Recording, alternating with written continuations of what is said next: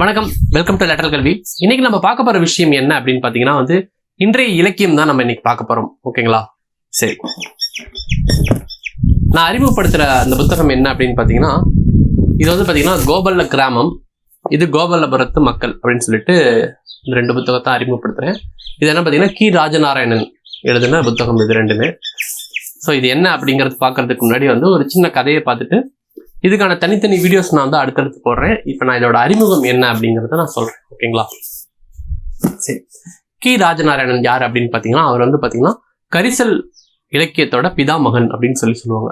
கரிசல் இலக்கியம்னா என்னன்னா கரிசல் மண் சார்ந்த பகுதி. அதாவது இன்னைக்கு பார்த்தீங்கன்னா இந்த மதுரைக்கு கீழே விருதுநகர், ராமநாதபுரம், கோயில்பட்டி இந்த பெல்ட், அதாவது கரிசல் மண் இருக்கிற பகுதி அந்த மக்களோட அப்படி அந்த வாழ்வு அப்படியே சொல்றது தான் கரிசல் இலக்கியம் சொல்றது.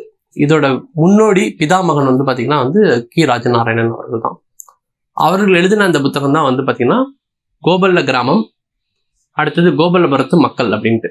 1991ஆம் ஆண்டு இந்த கோபல்லபுரத்து மக்கள் அப்படிங்கிற அந்த புத்தகம் பார்த்தீங்கன்னா சாகித்ய அகாடமி விருது வாங்கியிருக்கு. சரி, நம்ம கதைக்குள்ள போவோம். இப்போ இதை நம்ம எப்படி நடத்துறோம் அப்படின்னு பார்த்தீங்கன்னா, 10ஆம் வகுப்புல பார்த்தீங்கன்னா இதுக்கு ஒரு கதை இருக்கு. ஓகேங்களா? அந்த விருந்தோம்பல் அப்படிங்கிற விருந்து அப்படிங்கிற அந்த தலைப்புல இந்த கதை கொடுத்துருக்காங்க. 58வது பக்கம். நான் உங்களுக்கு பிக்சர்ல காட்டுறேன். இந்த கதை தான் நம்ம நடத்த போறோம். இது எதுல இருந்துருக்குன்னா கோபல்லபுரத்து மக்கள் அப்படிங்கிற அந்த புத்தகத்துல கடைசி பகுதியில இருக்கு. அதுதான் நம்ம பார்க்க போறோம். ஓகே, எந்த புத்தகம்னா இந்த புத்தகம். ஓகேங்களா? கோபல்லபுரத்து மக்கள் அப்படிங்கிற இந்த புத்தகத்துல கடைசி பகுதியா இருக்கு. அதுதான் இந்த 10ஆம் வகுப்பு பாட புத்தகத்துல கொடுத்துருக்காங்க. அது என்னங்கிறத நம்ம பார்த்துட்டு இந்த கதைக்குள்ளேயும் நம்ம போவோம். ஓகேங்களா? அந்த கோபல்லபுரத்து மக்கள் ஒரு இடத்துல விவசாயம் பண்ணிட்டு இருக்கிறாங்க. ஓகேங்களா? விவசாயம்னா அந்த காட்டு பகுதியில வேலை செஞ்சுட்டு இருக்கிறாங்க.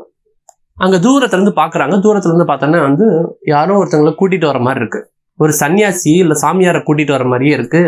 அந்த ஊர்ல இருக்க ஒரு பையன், ஒரு பேர் அன்னமையா அப்படிங்கிறவர் என்ன பண்றாருன்னா அங்க இருந்து கூட்டிட்டு வராரு.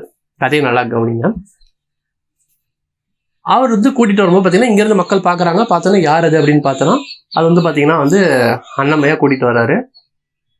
எப்பயுமே அந்த மாதிரி தேசாந்திரி, அதாவது தேசாந்திரினா ஊர் விட்டு ஊர் போவாங்க. அவங்களுக்கு எந்த விதமான என்ன சொல்றது, ஊர் நிரந்தரமா இருக்காது. அவங்க ஊரை கடந்து போயிட்டே இருப்பாங்க. அப்படிப்பட்டவங்க இந்த காடு பாத்தீங்கன்னா அந்த மெயின் ரோடு பக்கத்துலேயே இந்த காடு இருக்குது. அதனால அந்த வழியில போறவங்க எல்லாருமே என்ன பண்ணா இந்த காட்டுல நின்றுட்டு அவங்களுக்கு தேவையான அந்த சாப்பாடோ தண்ணியோ அடுத்து ஏதாவது ஒரு உணவு சாப்பிட்டுட்டு தான் போவாங்க. அப்படிதான் ரெகுலரா நடந்துட்டு இருக்கு. இப்போ அந்த ஊர்க்கார பையன் ஒருத்தனை கூட்டிட்டு வந்தோன்னே, சரி யாரோ ஒரு சாமியார் போல இருக்கு, வரட்டும் அவரு அந்த வயிற்றுக்கு ஒரு கஞ்சி கொடுத்துட்டு நாமளும் குடிப்போம் அப்படின்னு சொல்லி அவங்க பேசிக்கிறாங்க. பேசிட்டே இருக்கும்போது பக்கத்துல வராங்க. வந்தபோது பார்த்தா அது பாத்தீங்கன்னா ஒரு சாமியார் இல்ல, சன்னியாசி இல்ல, தேசாந்திரி இல்ல, அது பாத்தீங்கன்னா ஒரு இளைஞனா இருக்காரு. ஆனா பாத்தீங்கன்னா நடக்க முடியாம நடந்து வந்துட்டு இருக்காரு. அப்படியே தள்ளாடி வந்துட்டு இருக்காரு. உட்காந்து எந்திரிச்சு உட்கார்றாரு, அப்புறம் எந்திரிச்சு வராரு. இந்த சூழ்நிலையில பக்கத்துல உட்கார்றாரு. உட்காந்தோடனே என்ன பண்றாங்கன்னா எல்லாரும் பாக்குறாங்க. பார்த்துட்டு இருக்கும்போது பாத்தீங்கன்னா அந்த காட்டுல பாத்தீங்கன்னா அருகு எடுத்துட்டு இருக்காங்க.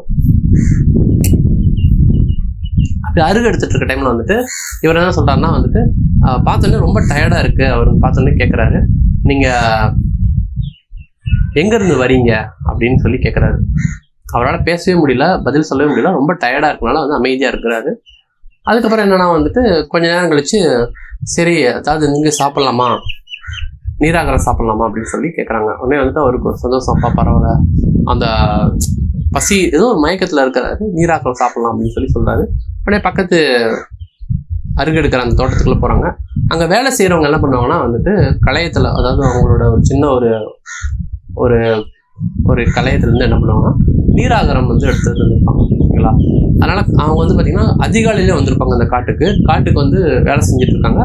செஞ்சு முடிச்சுட்டு அந்த சாப்பிட்ற நேரம் அந்த டைம்ல என்ன பண்றாங்கன்னா இவர் அந்த களையத்தை எடுக்கலான்னு போகும்போது பாத்தீங்கன்னா அதனால குழி தோண்டி உள்ள வச்சிருக்காங்க. பாதி புதைஞ்ச நிலையில வச்சிருக்காங்க.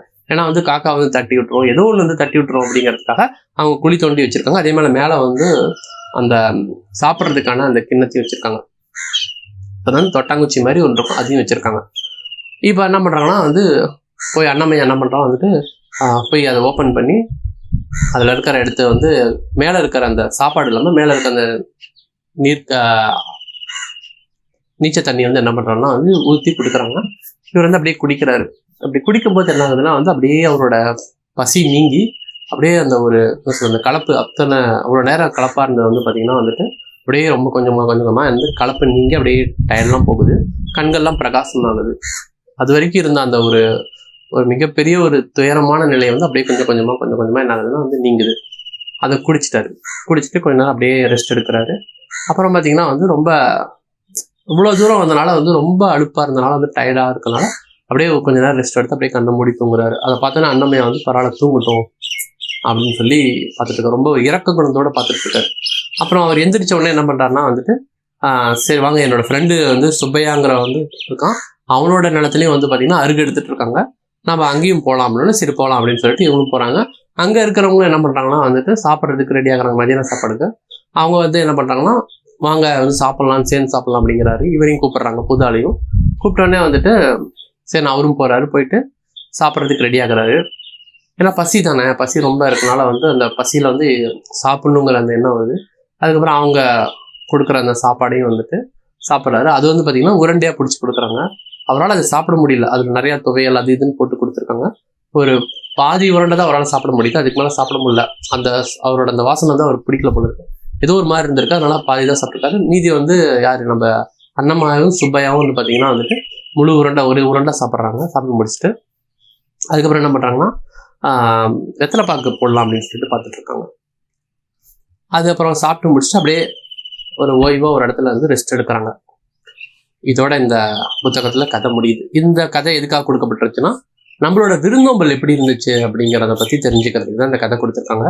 கிராமத்து மனிதர்களோட எப்படி அந்த இயல்பு இருந்துச்சு, அவங்க எப்படி வாழ்ந்தாங்க, அந்த காலத்தில் எப்படி இருந்தாங்க, எப்படி வந்து ஒரு புது மனிதர் வந்தோடனே அவங்க யார் என்னன்னே தெரியாது. இதில் கூட வந்து அவங்க பேர் வந்து சொல்லியிருப்பாரு, மணி அப்படின்னு சொல்லியிருப்பாரு. இப்போதைக்கு என்னோட பேர் வந்து மணி, என்னோட பழைய பேர் ஒன்று சொல்லிட்டு அதை மறந்துடுங்க அப்படிம்பாரு.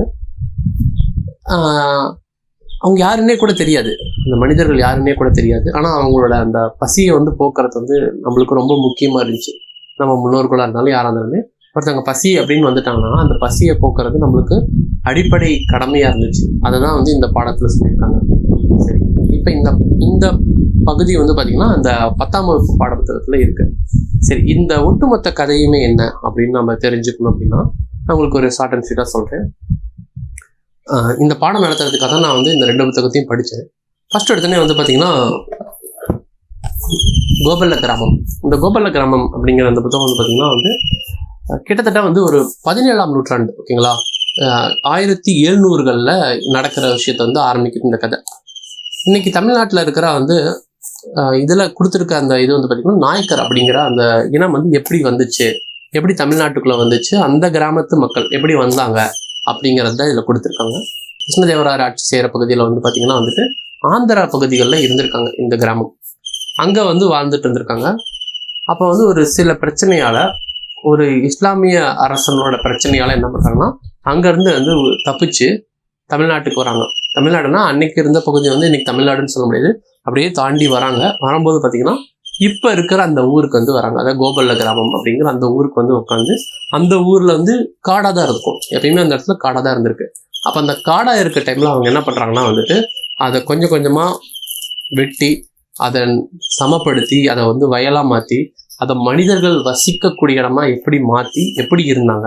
அதாவது வந்து பார்த்திங்கன்னா அது இது வரைக்கும்னா வந்துட்டு விக்டோரியா மகாராணினா பிரிட்டிஷ், ஓகேங்களா, நம்மளோட வெள்ளைக்காரங்க நம்மளை ஆட்சி செய்கிறதுக்கு முன்னாடி, அதாவது ஆங்கிலேயர்கள் ஆட்சி செய்கிறதுக்கான அந்த டைம் வரைக்கும் இந்த கதை தொடங்குது, ஓகேங்களா. கிட்டத்தட்ட ஒரு சொல்லப்போனால் வந்து ஒரு 100 வருஷத்தோட கதை வந்து இந்த புத்தகத்தில் இருக்குது. இது ஒரு வரலாறு, ஓகேங்களா. இது வந்து எப்படின்னா வழியாக சொல்லப்பட்ட கதைகளின் மூலமாக சொல்கிறாரு. இந்த புத்தகம் வந்து பார்த்திங்கன்னா கதைகள் மூலமாக அப்படியே வரிசையாக கொண்டு போகிறாரு. எப்படி நடந்துச்சு, என்ன மாதிரியான ஒரு மனிதர்கள் இருந்தாங்க, எப்படி வந்து அவங்களோட வாழ்க்கை எப்படி போச்சு, நிறைய சம்பவங்கள் வருது, நிறைய பேர் வருது, ஒவ்வொருத்தங்களை பற்றியும் தனித்தனியான விளக்கங்கள் பற்றி இந்த புத்தகம் பார்த்திங்கன்னா எந்த விதமான நாவல்களுக்கும் உட்படாத ஒரு மிகப்பெரிய ஒரு விதியை உடைச்சிருக்கு. அப்படி சம்பவங்கள் வர மாதிரியே சம்பவங்களுக்குள்ளார இருக்கிற மனிதர்கள் வந்து ஒவ்வொரு மனிதர்களுக்கும் ஒவ்வொரு விதமான ஒரு ஃப்ளாஷ்பேக் இருந்துகிட்டே இருக்குது. ஒவ்வொருத்தவங்களும் சொல்லும் போது அவ்வளோ ஒரு என்ன சொல்கிறது, ஒரு வர்ணனையோட அவ்வளோ ஒரு தெளிவா இவர் யாரு என்னாரு, ஒரு சபையில உட்காந்துருக்காங்கன்னா இவங்க யாரு, ஒரு 10 பேர் உட்காந்துருக்காங்க, ஒரு சபையில உட்காந்துருக்காங்க அப்படின்னா இந்த 10 பேருக்குமான விளக்கம் யாரு, அந்த 10 பேரும் என்னென்ன பண்றாங்க, யாரு அவங்க, பின்னாடி அவங்களோட சின்ன சின்ன ஃபிளாஷ்பேக் மூலமா இவங்களோட கேரக்டர் அவங்க என்ன அப்படிங்கிறதெல்லாம் இதுல அழகா கொடுத்துருப்பாங்க. இந்த கிராமத்துல இருக்கிற மக்களை பத்தி பேசுறதுதான் பாத்தீங்கன்னா 2வது புத்தகம். இது பாத்தீங்கன்னா விக்டோரியா மகாராணி வரைக்கும் இந்த புத்தகம் இருக்கு. விக்டோரியா மகாராணி நம்மளோட பிரிட்டிஷ் ஆட்சியில எப்படி நடந்துச்சு, என்ன மாதிரி ஒரு மனிதர்களோட அந்த சந்திச்ச அந்த துயரம் என்ன, அந்த மனிதர்கள் எப்படி வாழ்ந்தாங்க அப்படிங்கிற எல்லா விஷயமும் இந்த புத்தகத்துல இருக்கு. ஓகேங்களா? இந்த 2 புத்தகத்தை பத்தி தனித்தனியா நான் வீடியோ போடுறேன். இப்போ என்னன்னு தெரிஞ்சுக்க இந்த பாடத்துக்காக நான் இதை நான் 2 சொல்றேன். ஸோ இது பாத்தீங்கன்னா சுதந்திரம் வாங்குற வரைக்கும் இந்த புத்தகம் அமையுது. ஓகேங்களா? கிட்டத்தட்ட இந்த புத்தகம் பாத்தீங்கன்னா ஒரு 200 வருஷத்தோட ஒரு வரலாறு தான் இது நம்ம கொடுத்துருக்கு இந்த 2 புத்தகம் பாத்தீங்கன்னா. அதனால இந்த புத்தகம்லாம் நம்ம படிக்கணும் அப்படிங்கிறது ரொம்ப ரொம்ப ஈஸியான வேலை. இப்போ நம்ம ஒரு 1700 1600களில் நம்ம போய் வாழ முடியாது, நம்மளால அது என்னன்னே தெரிஞ்சுக்க முடியாது. ஆனால் இந்த கதைகள் மூலமா நம்ம படிக்கும்போது என்னன்னா அந்த டைம் டிராவல் பண்ணி நம்மளோட கற்பனையின் மூலமா அந்த இடத்துக்கே நம்ம போறோம், நம்ம புரிஞ்சுக்கிறோம் அந்த என்ன மாதிரி நடந்திருக்கு, இப்போ இவங்க யாரு, இப்போ இந்த மக்கள் யாரு பார்த்தீங்கன்னா. இப்போ கோபல்ல கிராமத்துல பார்த்தீங்கன்னா ஃபுல்லா நாயக்கர்கள் மட்டும்தான் இருப்பாங்க அந்த ஊர்ல. ஆனால் கோபல்லபுரத்து மக்கள்ல பார்த்தீங்கன்னா ஐயருங்க வராங்க, கவுண்டருங்க வராங்க, அந்த மாதிரி ஒவ்வொருத்தங்களா செட்டியார் வராங்க. இந்த மாதிரி ஒவ்வொரு இனமா எப்படி அந்த கிராமத்துக்குள்ள நுழைஞ்சாங்க, என்ன பண்ணாங்க, எல்லாத்தையுமே அவ்வளோ டீட்டெயில்டா, அவ்வளோ ஒரு எளிமையா ஒரு கதை சொல்ற போக்குல அப்படியே சொல்லிட்டு போயிட்டே இருக்காரு. அந்த கதையோட நீங்க போக என்னாங்கன்னா அப்படியே நீங்க பாட்டுக்கு அந்த கதைக்குள்ள உள்ள போந்து நீங்க எப்படி ஒரு மனிதர்கள், ஒரு கிராமம் எப்படி உருவாச்சு, கண்ணு முன்னாடி ஒரு கிராமம் எப்படி உருவாச்சு, பரம்பரையா ஒரு 5-6 தலைமுறையா எப்படி அவங்க படிநிலையை வளர்ச்சி அடைஞ்சு எப்படி உருவானாங்க அப்படிங்கிற அத்தனை விஷயத்தையும் இந்த 2 புத்தகத்தின் மூலமா நீங்க அழகா தெரிஞ்சுக்கலாம். அதே நேரத்துல நம்மளோட வரலாறும் தெரிஞ்சுக்கலாம், பிரிட்டிஷ் வரலாறும் தெரிஞ்சுக்கலாம், அதுக்கு முன்னாடி இருந்த மக்களோட அந்த வாழ்க்கை வரலாறும் தெரிஞ்சுக்கலாம். எல்லாமே பாத்தீங்கன்னா ஒரு படம் மாதிரி உங்க கண்ணு முன்னாடி தெரியும் அந்த 2 புத்தகத்திலும். பல சுவாரஸ்யமான நிகழ்வுகள்லாம் இருக்கு, அதெல்லாம் நான் பின்னாடி சொல்றேன். ஸோ இப்போ இதுதான் அந்த கரிசல் இலக்கியத்துல அந்த மக்களோட வாழ்க்கையை பத்தி அப்படியே எழுதியிருக்காரு கி. ராஜநாராயணன். இவர் தமிழக எழுத்தாளர்களை மிக முக்கியமான எழுத்தாளர்கள். ஓகேங்களா? தமிழ் சமூகத்துல ஒரு பாமர மக்கள், ஒரு எளிமையான மக்கள், ஓகேங்களா, அவங்க பயன்படுத்திய அந்த சொற்களை வட்டார சொல் அகராதி அப்படிங்கிற கிட்டத்தட்ட டிக்ஷனரி மாதிரி. இப்ப பொதுவாக நம்ம டிக்ஷனரி பயன்படுத்துறது இலக்கியத்தரம் வாய்ந்த வார்த்தைகள், அந்த மாதிரி வார்த்தைகள் தான் நம்ம பயன்படுத்திட்டு இருக்கோம். பட் ஆனா இந்த டிக்ஷனரி பாத்தீங்கன்னா ஒரு எளிய மக்கள் பயன்படுத்துற அந்த வட்டார சொல்ல அது ஒரு இலக்கியமா மாத்தி அதை ஒரு சொல் அகராதியா மாத்தி அதை கரெக்டா கொண்டு கொடுத்துருக்காரு. இது மிகப்பெரிய என்ன சொல்றது, ஒரு தமிழ்ல இருக்கிற மிக புதுமையான ஒரு விஷயம், யாருமே செய்யாதது. அவரோட ஃப்ரெண்டு பேர் பாத்தீங்கன்னா கு. அழகிரிசாமி. இவங்க 2 பேரும் பாத்தீங்கன்னா இடைச்சேவல் அப்படிங்கிற ஒரு கிராமத்துல 2 பேருமே பிறந்தாங்க. இவங்க 2 பேருமே தமிழ எழுத்தாளர்கள்ல மிக முக்கியமான ஆள். அதே போல 2 பேருமே சாகித்ய அகாடமி விருது வாங்கியிருக்காங்க.